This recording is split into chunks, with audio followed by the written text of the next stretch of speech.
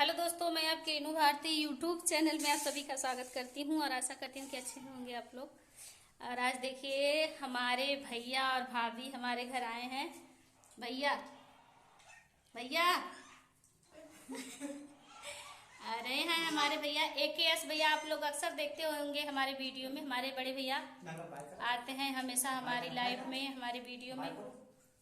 और हमारे बड़े भैया आए हैं अमदही। अमदही ना भैया?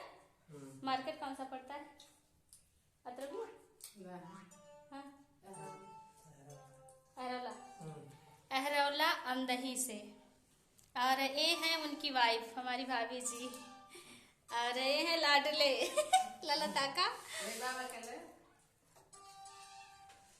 और बड़े भैया कई दिनों से आने के लिए बोल रहे थे आएंगे आएंगे भाभी को लेकर के, तो आज आए हैं बहुत दिनों के बाद। एक बार आए थे सिर्फ 1 घंटे के लिए, तो अच्छे से जो है हम सेवा सत्कार नहीं कर पाए। आज भी कुछ खास नहीं है बस उसी तरह से